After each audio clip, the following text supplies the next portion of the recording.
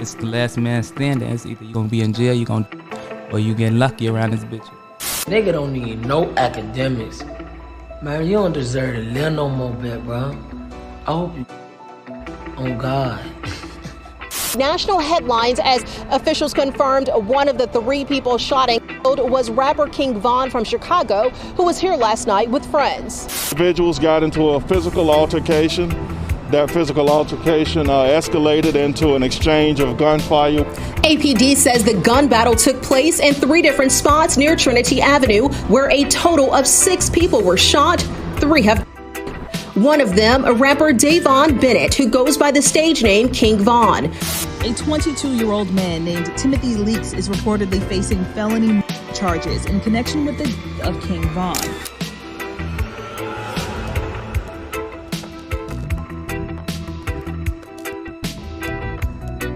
October 30th, 2020. Davon Daquan Bennett, known to Chicago and the music industry as the rising superstar, Kingvon, released his debut album, Welcome to O Block.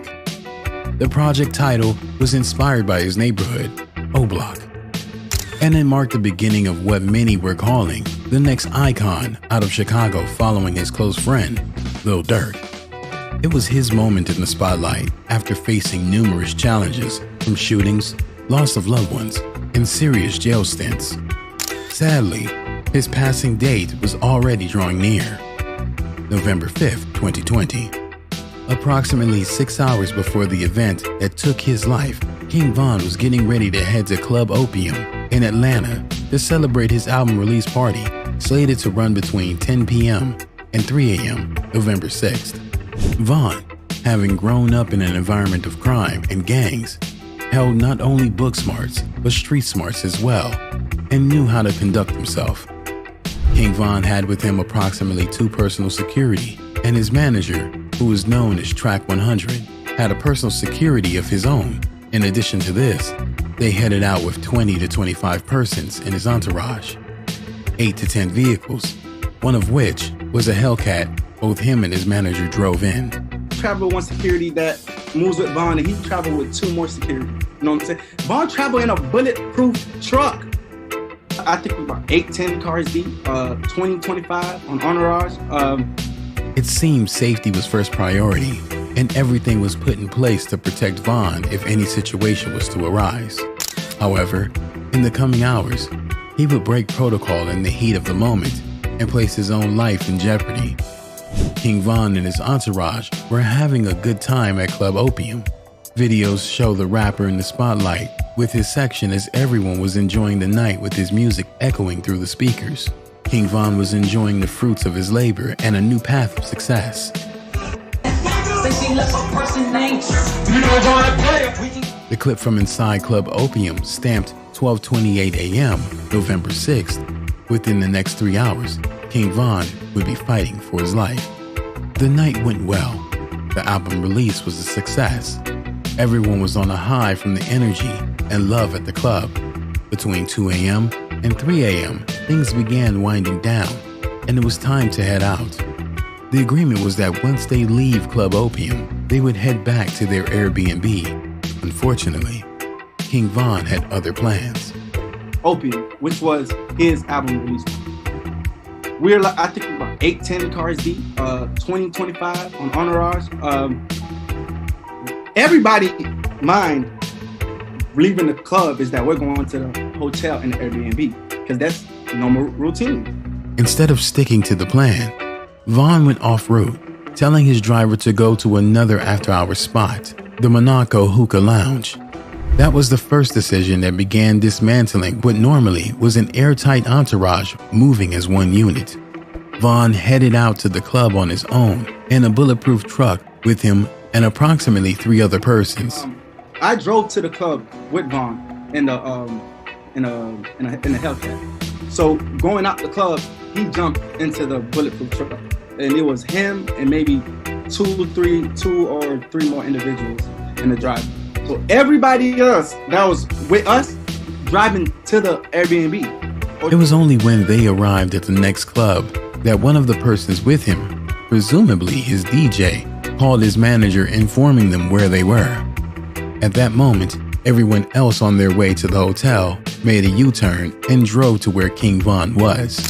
It was then that Kingvon's manager started noticing something strange about him. The normally cool, calm, and collected individual was not his regular self. That feeling was further confirmed when Track 100 arrived at the parking lot where Kingvon was. At around 3 a.m., they arrived, and his entourage would exit their vehicles to go into the club. But Kingvon just kept sitting in the bulletproof truck for around 30 minutes. He know how to move.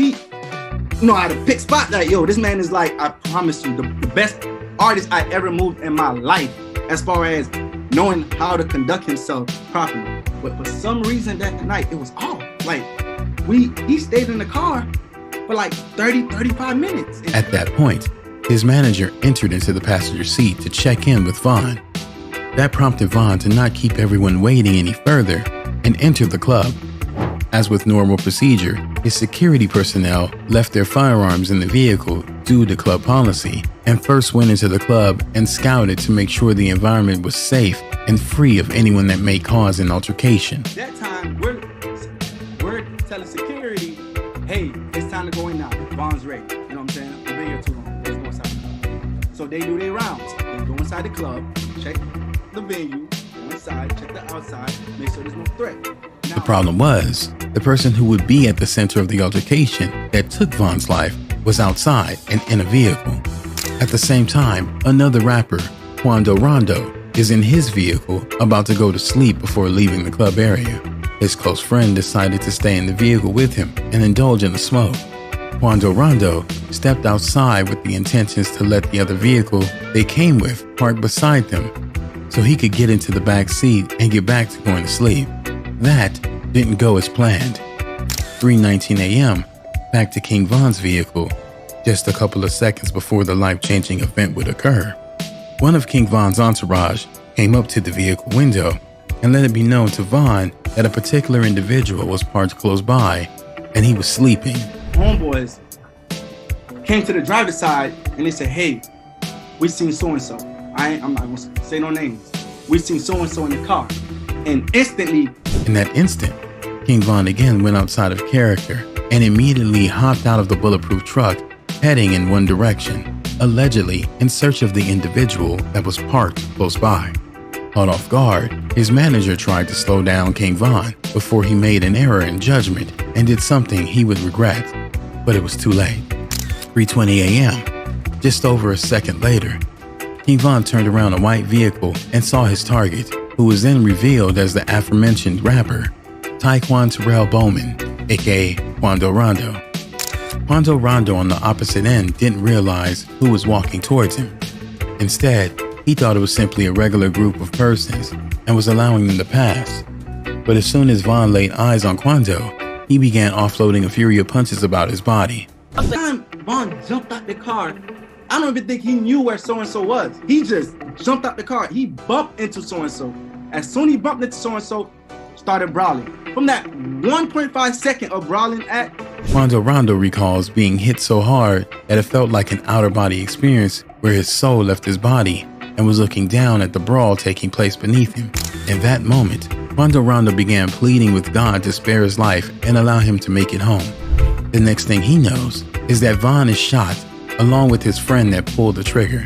In the clip from club surveillance, the alleged shooter can be seen exiting the white vehicle amid the brawl, circling to the side of Vaughn and offloading a couple of shots, hitting Vaughn about 3 or 4 times, about the upper body, and his manager once in the leg.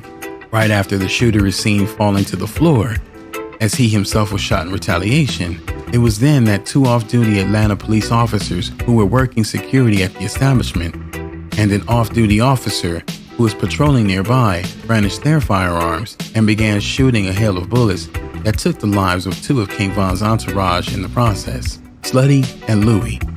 And everybody else coming towards him was getting shot at by the officers. The other 2 people that from bullet wounds from the officers. One of those 2 were gunned down while trying to return to the vehicle to recover their firearms to protect Vaughn after he was shot. All the while, Kingvon is clutched to Quando Rondo holding him as a shield from the rain of bullets being fired by the officers, sending everyone scattering. Von was shielding himself with so-and-so. He literally was holding him up. That's how strong he was. Even while being shot, he know what's going on. He felt it because he was conscious the whole time. So he's holding the individual as a shield. Things would finally cool down, allowing both groups to recover the injured in their vehicles and head to the nearest hospital. The shooter got into Quando's white vehicle, and Von was helped up from the floor by his friend and placed in a black vehicle. The fight for kingvon's life was on, and the clock was ticking. Strangely enough, those in the vehicle with him, taking him to the hospital, allegedly recalled kingvon being the one calming them down and keeping everyone relaxed, even while he was bleeding out. According to their accounts, from how collected he was, it looked like everything was going to be all right. When he was in the car, I myself wasn't there, but the gentleman that was in the car with him was panicking, and Von was the one that was like, hey, calm down, slow down, chill, I'm gonna be good. Quando Rondo's friend and alleged shooter will be brought into the hospital where his life was saved. Sadly, moments later, kingvon passed away while on the operating table undergoing surgery. The news broke, and it rocked not only Chicago and the hip-hop community, but the world. Investigators would be swift to apprehend the alleged shooter, who was found at the hospital nursing 2 gunshot wounds. His name is Timothy Leaks, also known as the aspiring rapper, Lil Tim. Officials confirmed one of the 3 people shot was rapper kingvon from Chicago, who was here last night with friends. And he was charged with the murder of kingvon. Lil Tim would be held at the Fulton County Jail, where he would begin the fight for his freedom. During the following months that would pass, he would be denied bond on 2 separate occasions, before finally being granted and posted bond on $100,000 on March 26, 2021. A 22-year-old man named Timothy Leaks is reportedly facing felony charges in connection with the death of kingvon. Still fighting his case, he would waste no time using the spotlight to catapult his rap career, releasing the single Off the List, which disrespectfully taunts audiences by insinuating in the title and lyrics that he just scratched another name off his hit list.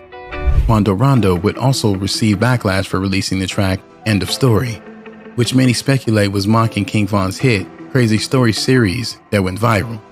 Quando Rondo's life would be tossed in turmoil as his life became a target, which resulted in his shows being canceled, and those that did go on saw little to no patrons willing to risk showing up. That wasn't even the worst part. It was allegedly reported that, at his first show back, over 50 shots were fired his way in retaliation for kingvon. Luckily, he wasn't caught in a hailstorm. Since then, Quando Rondo has on occasions took aim at the deceased kingvon at shows, going as far as saying he'd piss on his grave. Most recently, he was again in the spotlight, but this time on the receiving end of what Von's family and friends endured, after an attempt on his life was taken, where his friend Lil Pap instead was killed. Rondo posted that he denounced the gang life and wants nothing more to do with it. Quando Rondo realized that the pain that those close to Von had to endure. Footage emerged showing the screams that echoed as officers pulled his friend's lifeless body from the vehicle. It's the same old song being sang, one that seems to never end. Take one life, and the cycle never stops. Kingvon understood this all too well, but on that night, he just acted irrational, and it cost him his life. The circle continues. Rest in peace, Kingvon.